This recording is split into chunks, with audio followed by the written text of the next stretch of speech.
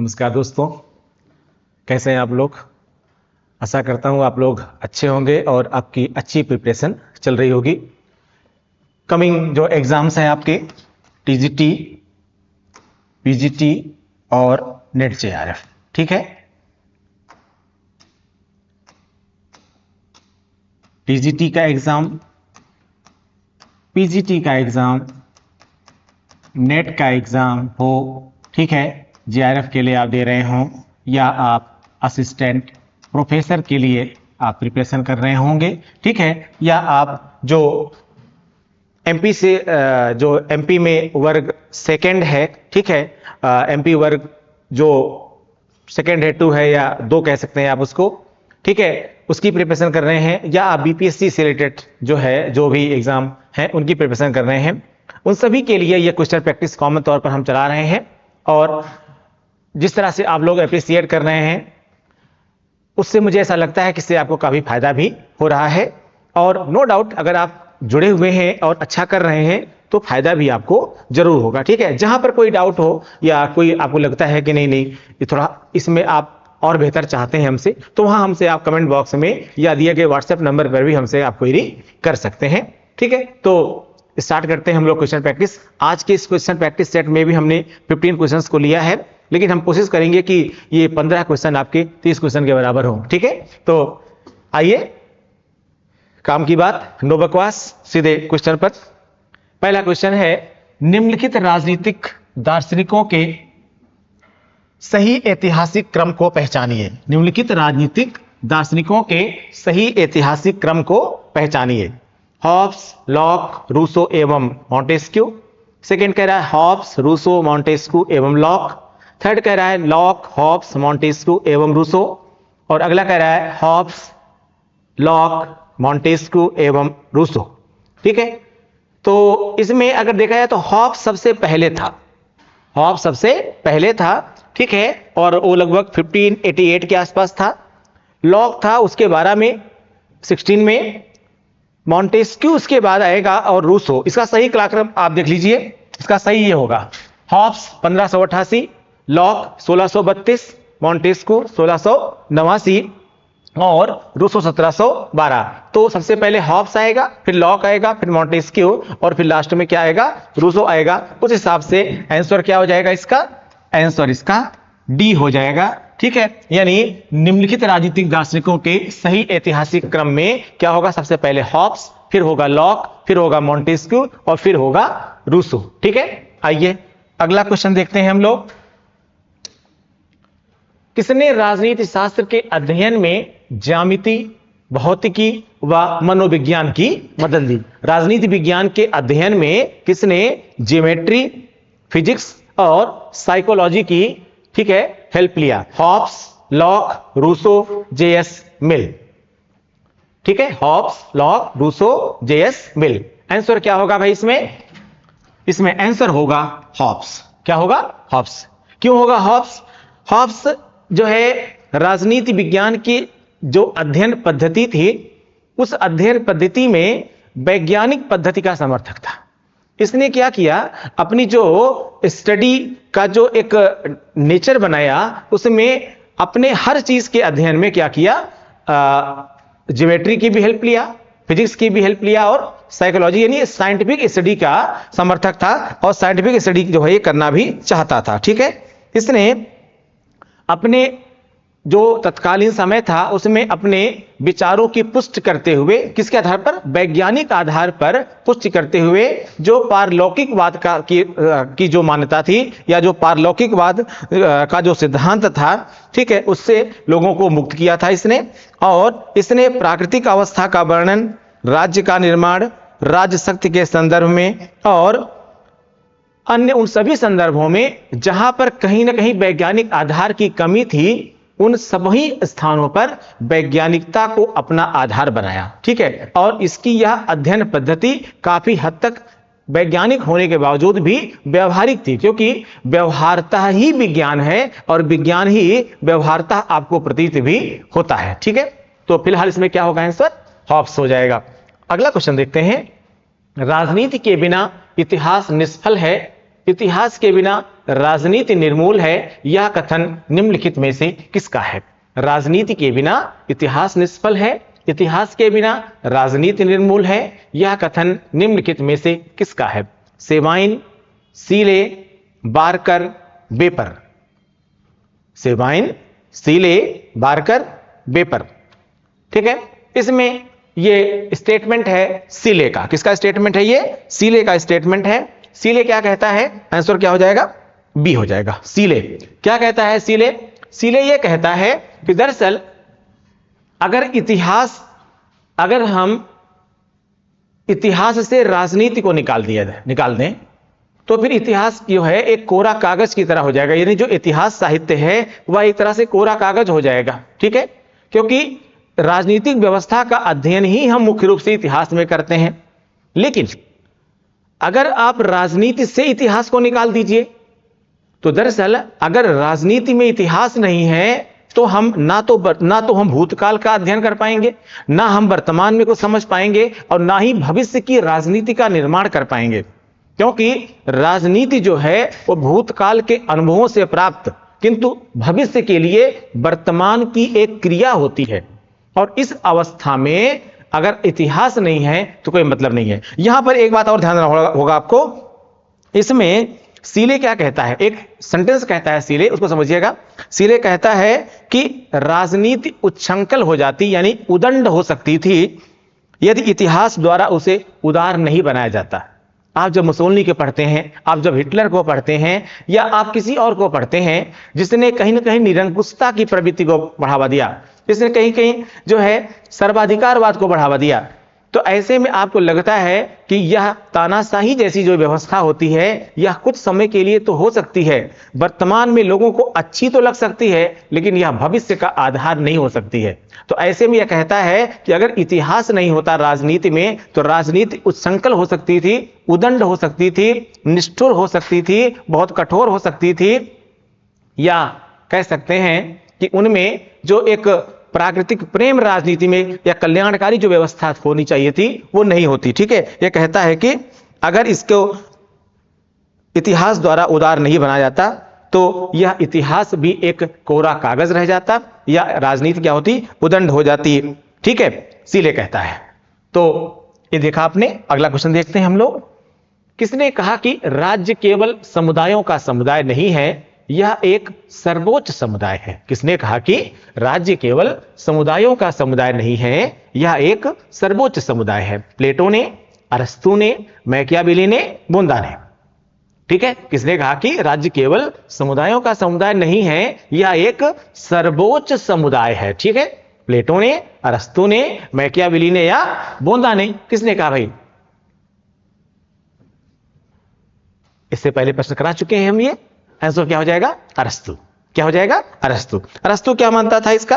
अरस्तु ये मानता था कि दरअसल राजनीति जो है यह केवल समुदायों का समुदाय ही नहीं बल्कि क्या है? सर्वोच्च समुदाय। ऐसा क्यों कहता था? अरस्तु ये कहता था कि अनेक प्रकार के सामाजिक, धार्मिक और आर्थिक संस्थाएं राज्य में निहित होती हैं। ठीक है, लेकिन ये जो संस्थाएं होती हैं ये कहीं ना कहीं राज्य के अधीन होती हैं, राज्य के अंतर्गत होती हैं। ठीक है, इनका अस्तित्व भी जो होता है वास्तव में वह राज्य के कारण ही होता है। अगर राज्य नहीं तो इन संस्थाओं का अस्तित्व स्वतः ही समाप्त हो जाएगा, अपने आप समाप्त हो जाएगा। जाहिर सी बात है कि राज्य केवल समुदायों का समुदाय नहीं बल्कि सर्वोच्च समुदाय है, ऐसा अरस्तु मानता था। तो आंसर क्या होगा इसमें? अरस्तु हो जाएगा। ठीक है, अगला क्वेश्चन देखें।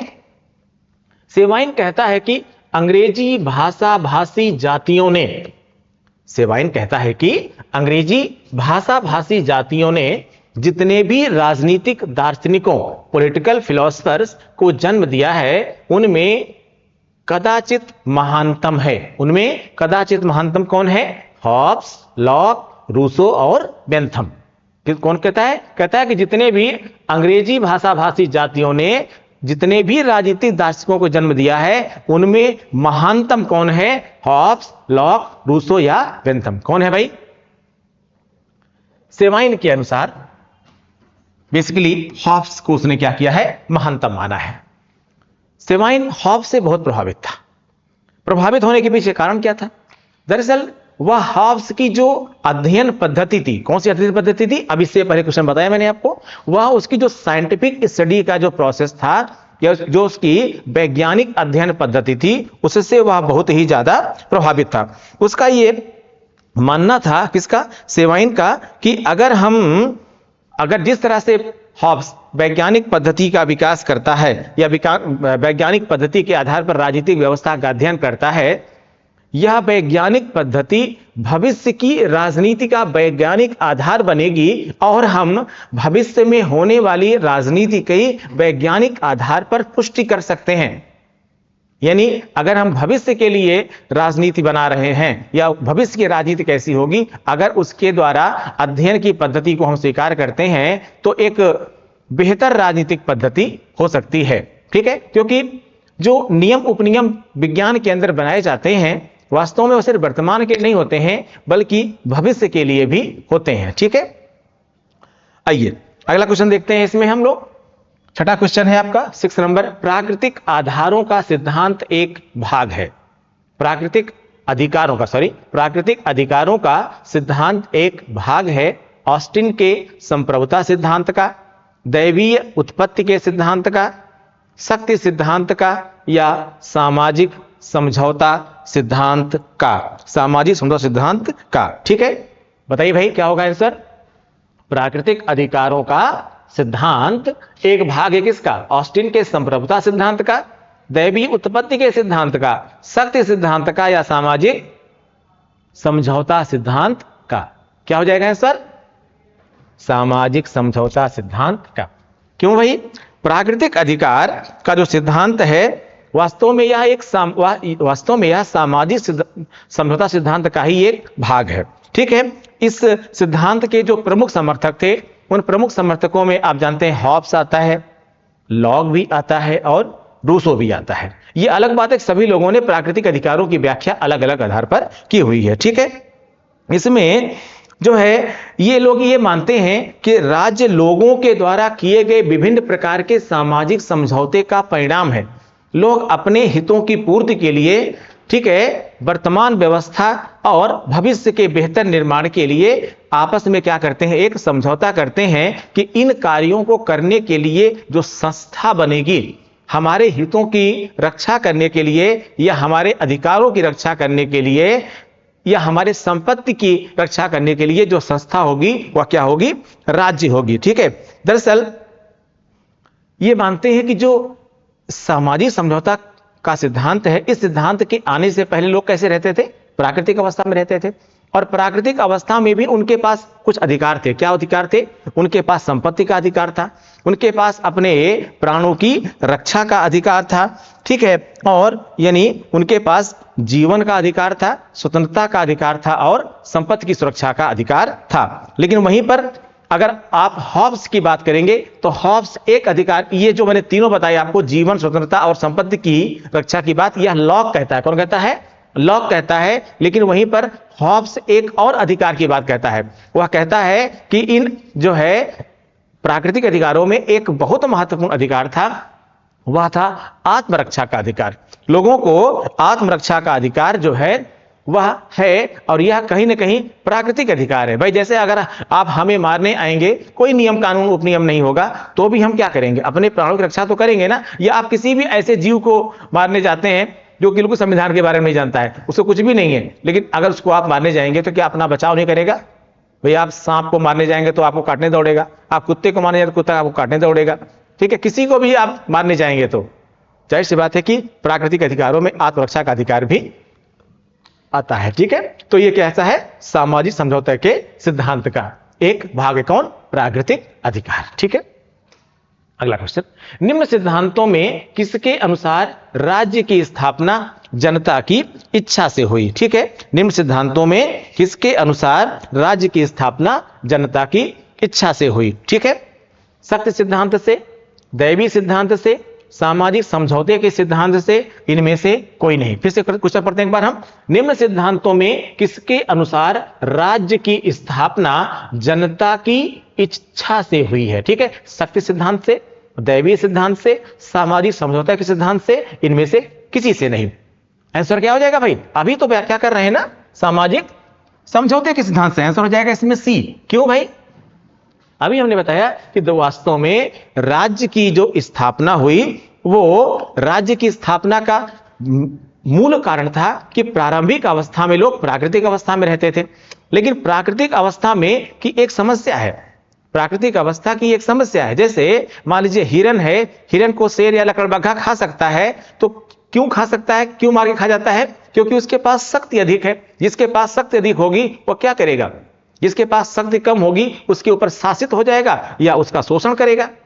तो ऐसे में कोई एक दूसरे का शोषण ना कर सके, बल्कि सब प्रेम पूर्वक रह सके या उनके विभिन्न प्रकार के हितों की रक्षा हो सके, उसके लिए उन्होंने आपस में एक सामाजिक समझौता किया। ठीक है ना? और ये जो सामाजिक समझौता है, ये सामाजिक समझौता जो कहीं ना कहीं उनके प्राकृतिक अधिकार थे, उन प्राकृतिक अधिकारों की सुरक्षा के लिए, रक्षा के लिए या उनके हितों की पूर्ति के लिए ही था। ठीक है ना? तो ऐसे में जो राज्य बना वो किस लिए बना? क्योंकि राज्य ऐसा चाहता था, या सॉरी जनता ऐसा चाहती थी। इसलिए चाहती थी क्योंकि उनके हितों की पूर्ति जो है वह आपस में अकेले नहीं कर सकते हैं, बल्कि एक संस्था जो राज्य रूपी संस्था हो सकती है, ठीक है, वो ही कर सकता है। ठीक, तो आंसर होगा इसका सी। नेक्स्ट, निम्न में से किस विचारक ने सामाजिक समझौते के सिद्धांत की आलोचना नहीं की? निम्न में से किस विचारक ने सामाजिक समझौते के सिद्धांत की आलोचना नहीं की? ठीक है, देखिए सामाजिक समझौते का जो सिद्धांत था उसमें, अच्छा हाँ, किसने आलोचना नहीं की? कार्ल मार्क्स, राइट, वाहन और ग्रीन। कार्ल मार्क्स, राइट, वाहन और ग्रीन, किसने आलोचना नहीं की पूछा है क्वेश्चन। किसने आलोचना नहीं की? तो कार्ल मार्क्स ने नहीं की, राइट ने नहीं की, वाहन ने नहीं की, या फिर ग्रीन ने नहीं की। क्वेश्चन थोड़ा सा ये गलत लग रहा है। ठीक है, ठीक है, ठीक। कार्ल मार्क्स, राइट, वाहन, ग्रीन, ठीक। इसमें राइट ने इसकी आलोचना नहीं किया। किसने? किस विचारक ने सामाजिक समझौता के सिद्धांत की? इसकी आलोचना किसने नहीं की? राइट ने नहीं किया। बिल्कुल सही है, ये राइट ने आलोचना नहीं किया था, जबकि कार्ल मार्क्स, वाहन और ग्रीन, इन तीनों ने क्या किया था? सामाजिक समझौते के सिद्धांत की आलोचना किया था। किसने किया था?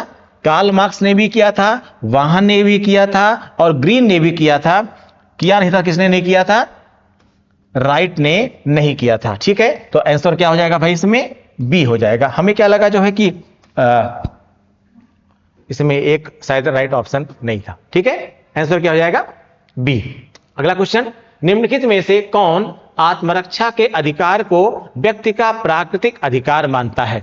निम्नलिखित में से कौन आत्मरक्षा के अधिकार को व्यक्ति का प्राकृतिक अधिकार मानता है? अभी हमने इससे पहले एक्सप्लेन किया था। विकल्प में क्या है? प्लेटो, बेंथम, हॉब्स और बर्क। प्लेटो, बेंथम, हॉब्स और बर्क। अभी हमने इससे पहले एक्सप्लेन किया था कि जो हॉब्स है वह क्या है? आत्मरक्षा के अधिकार को व्यक्ति का प्राकृतिक अधिकार मानता है, जबकि लॉक ने क्या किया था? 3 अधिकार माना था, जीवन, स्वतंत्रता और संपत्ति। प्राकृतिक अधिकारों में 3 अधिकार थे, जीवन का अधिकार, संपत्ति का अधिकार और स्वतंत्रता का अधिकार। लेकिन वहीं पर हॉब्स जो है एक प्रमुख अधिकार, आत्मरक्षा के अधिकार की प्रबल वकालत करता है। ठीक है, यानी यह इसका प्रबल समर्थक था, जो मानता था कि आत्मरक्षा का अधिकार क्या है? एक प्राकृतिक अधिकार है। तो क्या हो जाएगा इसमें आंसर भाई? सी आंसर इसमें हो जाएगा। ठीक है, सी आंसर हो जाएगा। ठीक, आइए अगला क्वेश्चन। किसने कहा कि प्राकृतिक अवस्था में युद्ध था और हर व्यक्ति का सब लोगों के विरुद्ध युद्ध था? किसने कहा कि प्राकृतिक अवस्था में युद्ध था और हर व्यक्ति का सब लोगों के विरुद्ध युद्ध था? Locke, Rousseau, Hobbes, Leacock. Locke, Rousseau, Hobbes, Leacock किसकी बात करता है? प्राकृतिक अवस्था की बात करता है। ये कहता था कि युद्ध था और हर व्यक्ति का सब लोगों के विरुद्ध युद्ध था। दरअसल ये अवधारणा भी किसने दिया था? हॉब्स ने दिया था। किसने दिया था? हॉब्स ने दिया था। हॉब्स क्या कहता है इस संदर्भ में? हॉब्स कहता है कि प्राकृतिक अवस्था में सभी कहीं ना कहीं एक दूसरे से लड़ते रहते थे। और वो कहता है कि ऐसा इसलिए था क्योंकि यह मनुष्य का स्वभाव होता है, यह मानव का स्वभाव होता है और यह भी प्राकृतिक स्वभाव होता है, ठीक है, जिसमें वो क्या करता है, वो कहता है कि मानव प्राकृतिक आधार पर ही कहीं ना कहीं संघर्षशील होता है। और संघर्षशील होने के पीछे होता क्या है कि एक तो आपस में प्रतिस्पर्धा होती है, यानी कंपटीशन होता है, तू बड़ी मैं बड़ी, तेरा मेरा, ठीक है, मेरे पास ज्यादा हो जाए आपके पास कम हो जाए, तो कंपटीशन रहता है। अब एक कंपटीशन होगा तो क्या होगा, आपस में संघर्ष होगा। फिर कहता है कि लोगों में भय होता है, आप हमें मार देंगे या हमारी संपत्ति का जो है संपत्ति छीन लेंगे, ठीक है, हमारी संपत्ति पर अधिकार कर लेंगे, ठीक, या आप हमें अन्य प्रकार से नुकसान पहुंचा सकते हैं, तो भय होता है, तो भय के कारण संघर्ष करता है। साथ में यह कहता है कि लोगों में यश प्राप्ति की बड़ी समस्या होती है, यह भी एक प्रकार की कभी कभी सनक हो जाती है। हम स्वयं भले अच्छा कपड़ा न पहने, हम स्वयं भले अच्छी जगह पर रहे नहीं, लेकिन उसके आधार पर हम राजनीतिक पद प्राप्त कर लें। जैसे आप देखते होंगे ना, बहुत लोग राजनीतिक आधार पर बड़े बड़े पदों पर हैं, अच्छे अच्छे पदों पर हैं, ठीक है। कुछ लोग आप जानते हैं, सभी लोग राजनीति में देखिए, भारत में आपको दिखाई पड़ जाएंगे, कुछ लोग हैं जो इतने बड़े पदों पर, खूब पैसा उनके पास भी है, लेकिन ना तो अच्छे कपड़े पहनेंगे, ना अच्छे मकानों में बहुत रहेंगे, यानी ये दिखाने का प्रयास करेंगे कि हम बहुत सिंपल हैं, हम बहुत सिंपल हैं। दरअसल इसके पीछे रीजन क्या होता है, वो बाकी रीजन क्या कहते हैं वो अलग बात है, लेकिन वास्तव में रीजन क्या होता है, उनमें इसी आधार पर यश प्राप्ति की क्या होती है, भावना होती है, उसी आधार पर फेमस होने की भावना होती है, ठीक है, और इस कारण से उनमें संघर्ष होता है, ठीक है ना। तो वो ये कहता है कि लोग प्रतिस्पर्धा के कारण, लाभ के लिए या भय के कारण, रक्षा के लिए या यश के कारण, यानी प्रसिद्धि के लिए आपस में संघर्ष करते रहते हैं। यानी प्राकृतिक अवस्था में ही है मनुष्य की, शांत नहीं रहता मनुष्य। किसने कहा था, हॉब्स ने कहा था। बहुत ही इंपॉर्टेंट स्टेटमेंट है, याद रखिएगा आप लोग। राजनीति विज्ञान सिर्फ नौकरी पाने का आधार तो मैं नहीं कहता हूं कि नहीं होगा। पॉलिटिकल साइंस एक ऐसा सब्जेक्ट है जिससे आप बहुत कुछ सीखते हैं जीवन में, क्योंकि इसमें समाज भी है, इसमें अर्थ भी है, इसमें इतिहास भी है, राजनीति तो है ही है, संविधान तो है ही है, अंतर्राष्ट्रीय स्तर पर ज्ञान तो है ही है। इसलिए पढ़ने के साथ साथ, ठीक है, हमें आपको सामाजिक आधारों पर भी बहुत कुछ सीखना चाहिए, ठीक है, जिससे हम एक बेहतर मनुष्य भी बन सके। आइए अगला क्वेश्चन। प्रत्येक व्यक्ति सबके हाथों में अपने को समर्पित करते हुए किसी के भी हाथों में अपने को समर्पित नहीं करता। बहुत ध्यान से प्रश्न पढ़िएगा। कह रहा प्रत्येक व्यक्ति सबके हाथों में अपने को समर्पित करते हुए किसी के भी हाथों में अपने को समर्पित नहीं करता। यह कथन किसका है? सबके हाथों में समर्पित होने के बावजूद भी किसी को भी समर्पित नहीं करता, ठीक है, किसका कथन है यह? हॉब्स का, लॉक का, रूसो का, या इनमें से कोई नहीं? हॉब्स का, लॉक का, रूसो का, या इनमें से कोई नहीं? किसकी बात होगी भाई? ये स्टेटमेंट है रूसो का। कौन कहता है ये बात? ये बात रूसो कहता है। क्या कहता है रूसो? रूसो ये कहता है दरअसल मनुष्य का स्वभाव बहुत ही अजीबोगरीब है, ठीक है। मनुष्य का जो स्वभाव है वह इस प्रकार से है कि जैसे आज के वर्तमान समय में भी आप देखते हैं, व्यक्ति आपके सामने कहेगा कि हम पूरी तरह से आपके लिए समर्पित हैं, आप पर पूरा विश्वास करिए, हम आपके लिए अपनी जान तक दे सकते हैं। लेकिन सच्चाई यही है कि जो आपके लिए जान देने को तैयार है, वक्त परिवर्तित होने पर या उसका अपना स्वार्थ होने पर वही आपकी जान ले भी लेता है। सुकरात को कई लोगों ने मारा, उसे बहुत तकलीफ नहीं हुई, लेकिन पीछे साइड से उसका एक बहुत बढ़िया शिष्य था ब्रूटस, वो भी मारता है, पीछे से एक चाकू मारता है। तो सोक्रेटिस क्या कहता है वहां पर? सुकरात क्या कहता है कि यू टू ब्रूटस, तुम भी इस सब में शामिल हो, इस साजिश में। तो कहता है तब तो मुझे फिर मर जाना चाहिए, ठीक है। दरअसल यह मनुष्य का स्वभाव है। जलालुद्दीन खिलजी मिलने आता है अलाउद्दीन खिलजी से कि भतीजा हमारा जीत करके आ रहा है, और अलाउद्दीन खिलजी क्या करता है? उसको तलवार से घोंप देता है, उसकी हत्या कर देता है। तो यह मनुष्य का स्वभाव है, जिसको वो मानता है कि हमारे लिए पूर्ण समर्पित है, हो सकता है वह उसके लिए बिल्कुल समर्पित नहीं हो, ठीक है। इसी को कौन कहता है? रूसो कहता है कि प्रत्येक व्यक्ति सबके हाथों में अपने को समर्पित करते हुए किसी के भी हाथों में अपने को समर्पित नहीं करता। ठीक है, आइए अगला क्वेश्चन देखते हैं। सामाजिक संविदा का सिद्धांत यानी सामाजिक समझौता का सिद्धांत, सोशल कॉन्ट्रैक्ट थ्योरी का सिद्धांत, सामाजिक समझौता का सिद्धांत मुख्य रूप से यह कार्य करने का प्रयत्न करता है, मुख्य रूप से यह कार्य करने का प्रयत्न करता है राज्य के ऐतिहासिक उद्यम का पता लगाना, राज्य के ऐतिहासिक उद्यम का पता लगाना। अगला, राजनीतिक बाध्यता के आधार की व्याख्या करना, राजनीतिक बाध्यता के आधार की व्याख्या करना। तीसरा कह रहा है यथास्थिति का औचित्य स्थापित करना, और डी कह रहा है क्रांति द्वारा समाज में आमूल परिवर्तन लाना। आमूल चूल परिवर्तन मतलब बेसिक चेंज, ठीक है, लाना। क्या होगा भाई आंसर इसका? इसका आंसर होगा बी। क्या होगा इसका आंसर? बी। राजनीतिक बाध्यता के आधार पर, राजनीतिक बाध्यता के आधार की व्याख्या करना। सामाजिक समझौता का सिद्धांत मुख्य रूप से यह कार्य करने का प्रयत्न करता है। क्या कार्य करने का प्रयत्न करता है? राजनीतिक बाध्यता के आधार की व्याख्या करना। दरअसल ये राजनीतिक बाध्यता होता क्या है? राजनीतिक बाध्यता का सामान्य अर्थ जो है, राजा के कानूनों का नैतिक रूप से पालन करने, राजा के कानूनों का नैतिक रूप से पालन करने से लगाया जाता है। जॉन लॉक ने टू ट्रीटीज ऑफ गवर्नमेंट, ठीक है, यानी शासन के दो समझौते, टू ट्रीटीज ऑफ गवर्नमेंट में राजनीतिक बाध्यता की व्याख्या करते हुए यह बताता है, लॉक क्या बताता है कि यह व्यक्ति की स्वयं की कल्पना व सहमति है, यह व्यक्ति की स्वयं की कल्पना व सहमति है कि व्यक्ति अपने स्वयं के सहमति प्रदान किए हुए राज्य के नियमों के पालन के लिए बाध्य है। यानी जिसको हमने स्वयं सहमति दी है कि आपने हमारे लिए कानून बनाइए, और जब राज्य कानून बनाता है तो उन कानूनों का पालन करने के लिए हमें ही बाध्य होना पड़ता है। भाई हमने यानी व्यक्तियों ने मिलकर क्या बनाया? राज्य बनाया।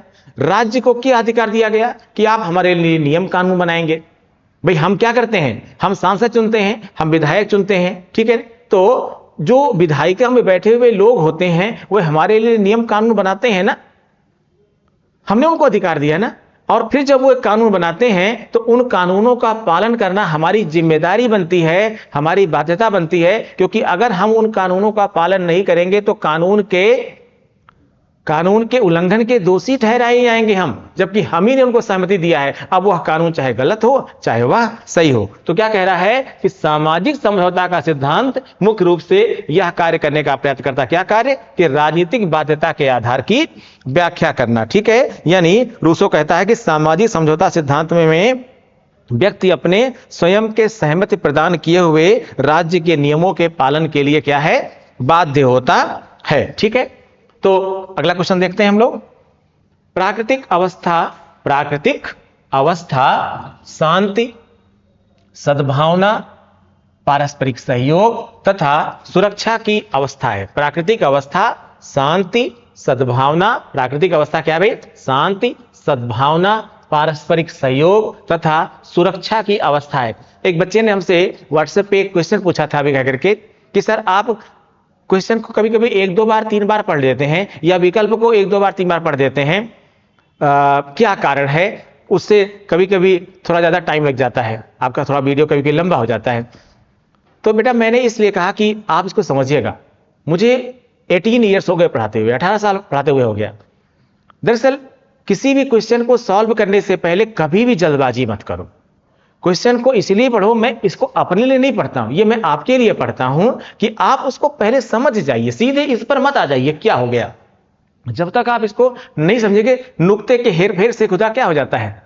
जुदा हो जाता है। थोड़ी सी गलती होती है तो, यानी नुक्ता समझते होंगे आप लोग, ठीक है, जिसको हिंदी में कहते हैं आप बिंदी, इंग्लिश में कहते हैं पॉइंट, उसी को उर्दू में कहते हैं नुक्ता, ठीक है। बस मैं लिख के समझा सकता हूं तो आपको अभी, ठीक है। थोड़ा सा नुक्ता आगे ऊपर नीचे कर दीजिए तो खुदा क्या हो जाता है? उसका उच्चारण जुदा हो जाता है। क्या होता है? जुदा हो जाता है।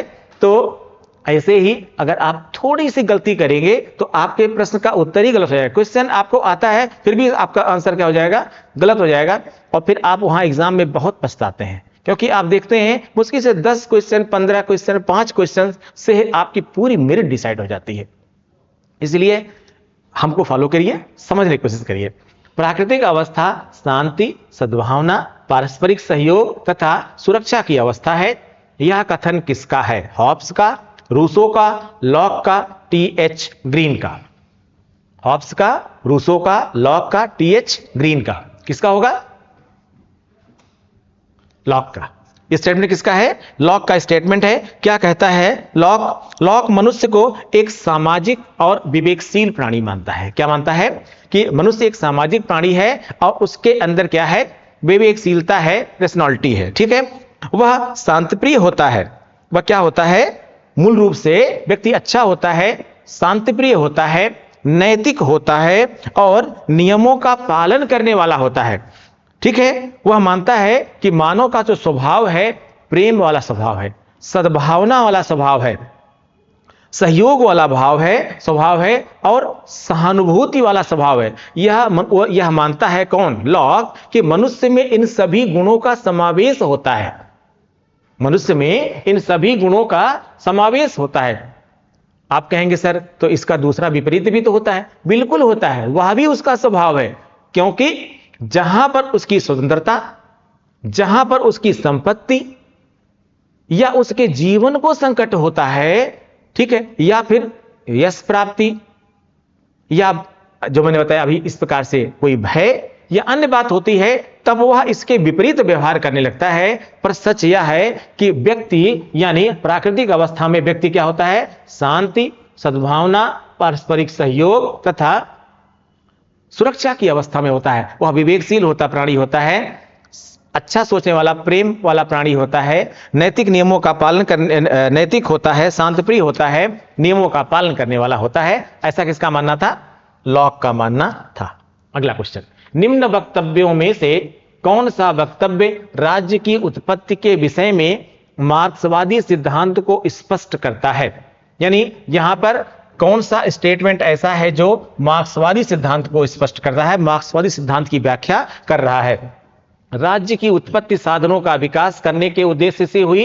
राज्य की उत्पत्ति साधनों का विकास करने के उद्देश्य से हुई। राज्य की उत्पत्ति उत्पादन की विधि में परिवर्तन लाने के उद्देश्य से हुई। राज्य की उत्पत्ति उत्पादन के शोषण परक संबंधों के रक्षार्थ हुई। राज्य की उत्पत्ति वर्ग विहीन समाज के उद्देश्य से हुई। ठीक है, लंबा वीडियो ना होने पाए इसलिए जल्दी बता रहा हूं आपको मैं। आंसर क्या हो जाएगा इसका? सी। यह मानता था कि राज्य की उत्पत्ति उत्पादन के शोषण परक संबंधों के रक्षार्थ से हुई। यानी यह मानता था कौन? जो मार्क्सवादी विचारक है या जो मार्क्स हैं, वो क्या मानते हैं? वो ये मानते हैं कि दरअसल जो राज्य की उत्पत्ति हुई है, राज्य की जो उत्पत्ति हुई है, ये राज्य की उत्पत्ति किसी नैतिक उद्देश्य की सिद्धि के लिए नहीं हुई है। व्यक्तियों के यानी लोगों के, यानी थोड़ा सा नकारात्मक है ये मानते हैं कि व्यक्तियों का हित करने के उद्देश्य से नहीं हुई। कोई नियमबद्धता या नैतिक नियमों के पालन कराने के लिए राज्य की उत्पत्ति नहीं हुई। ये मार्क्सवादी ये मानते हैं कि बल्कि ये मानते हैं कि राज्य एक कृत्रिम संस्था है। ये क्या है? एक कृत्रिम संस्था है जो बनाई ही गई इसलिए क्योंकि इससे संपत्तिशाली वर्ग के हितों की सुरक्षा की जा सके। क्योंकि आप जानते हैं मार्क्सवाद वर्ग संघर्ष की बात करता है, ठीक है ना, और हर समस्या की जड़ ही वर्ग को मानता है, उच्च वर्ग और निम्न वर्ग, ठीक है, और यानी हर समस्या की जड़ वो वर्ग को मानता है और वो है मानता है कि राज्य कहीं ना कहीं उच्च वर्ग का पोषक होता है, उच्च वर्ग का समर्थन करता है, ठीक है ना। और यह मानता है कि राज्य एक ऐसी संस्था है जो एक वर्ग के द्वारा दूसरे वर्ग के दमन और शोषण के लिए स्थापित की गई है।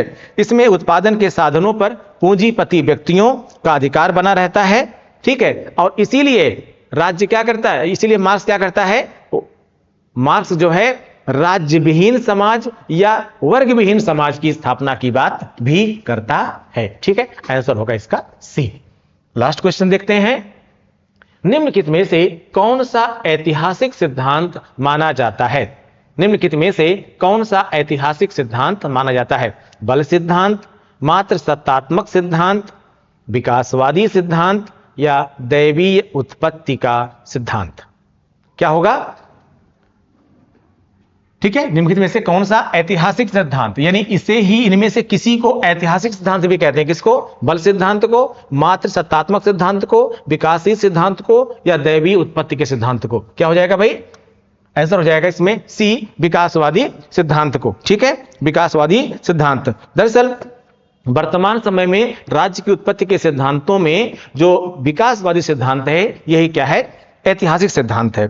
यह सिद्धांत यह मानता है कि राज्य जितने भी इतिहास में विभिन्न प्रकार की जो भी घटनाएं हुई हैं, उन घटनाओं का प्रतिफल ही वर्तमान में राज्य है। ये क्या मानता है कि इतिहास, जितने भी ऐतिहासिक घटनाएं हुई हैं, यानी जो भूतकाल में विभिन्न प्रकार की घटनाएं हुई हैं, उन घटनाओं का प्रतिफल ही कहीं ना कहीं क्या है, राज्य है। और यह मानता है कि राज्य अनेक तत्वों जैसे सामाजिक भावना, रक्त संबंध, शक्ति, आर्थिक गतिविधियां, धर्म तथा राजनीतिक चेतना का फल है। राज्य का विकास तुरंत नहीं हुआ है, राज्य का विकास अचानक नहीं हुआ है, बल्कि राज्य का विकास कैसे हुआ है, धीरे धीरे हुआ है। और यह मानने की बात है कि हम पहले कबीलियाई अवस्था में शायद रहे होंगे, लेकिन वर्तमान में जो यह हमारी आधुनिक व्यवस्था है, ठीक है, और इस आधुनिक व्यवस्था में हम सिर्फ एक भूभाग तक नहीं, बल्कि पूरे वैश्वीकरण की भावना में आ गए हैं, ग्लोबलाइज्ड हो गए हैं। यानी एक छोटे से कबीलियाई राज्य से शायद हमारा आरंभ हुआ होगा, लेकिन आज हम वैश्वीकृत भावना में पहुंच गए हैं। ठीक है, यानी पूरे विश्व को ही एक परिवार जैसा मानने लगे हैं। इन राज्य का विकास पूरे विश्व में हुआ है, तो ये आज एक मतलब अचानक से नहीं हुआ। वहीं पर एक नाम आता है बर्गेस। किसका, बर्गेस। बर्गेस ये कहता है कि मानव प्रकृति के सार्वभौमिक सिद्धांतों की पूर्णता ही राज्य है। क्या मानता है कि मानव प्रकृति के सार्वभौमिक सिद्धांतों की क्रमिक पूर्णता, क्रमिक, लगातार। ठीक है, जब हम आरंभिक अवस्था से उच्च अवस्था की ओर जाते हैं तो यह एक क्रमिक अवस्था होती है, लगातार चलने वाली अवस्था होती है। और विकासवादी सिद्धांत भी यही कहता है कि यह अचानक परिवर्तन नहीं, बल्कि धीरे धीरे होने वाला परिवर्तन है, जो निम्न से उच्च की ओर, विकासवादी अवधारणा की ओर, आधुनिक अवधारणा की ओर या वैश्वीकरण अवधारणा की ओर बढ़ता है। ठीक है, तो ये थे आपके कुल 15 क्वेश्चन। मिलते हैं अगले सेट के साथ। क्वेश्चंस को पढ़िए, अच्छे से करिए, समझिए। अच्छा लगा, अगर हमने अच्छा पढ़ाया तो बेटे वीडियो को लाइक भी कर सकते हैं आप लोग, लोगों के बीच ही फैलाइए, थोड़ा शेयर कीजिए वीडियो को। अच्छा लगा तो कमेंट करके बताइए आप, ठीक है, उससे थोड़ा हमारा जो है वो एनर्जी लेवल है थोड़ा बढ़ जाता है, और आपके साथ या आपके लिए एक बेहतर हम कर सकते हैं, और बेहतर कर सकते हैं, उसकी प्रेरणा मिलती है। ठीक है, तो आप लोग जब अच्छा लिखते हैं तो हमें समझ में आता है कि हाँ हम अच्छा कर रहे हैं। अगर कुछ गलती हुई है हमसे तो आप भी उसको बताइए, चाहे पर्सनल व्हाट्सएप नंबर पे बताइए कोचिंग के संस्थान के, या आप कमेंट करके ही बता सकते हैं। ऐसा कुछ नहीं है कि आप अच्छा ही लिखें, अगर कुछ गलती होती है, मनुष्य का स्वभाव है, तो गलती भी हो जाती होगी। ठीक है, और मिलते हैं इस वीडियो में। Thank you.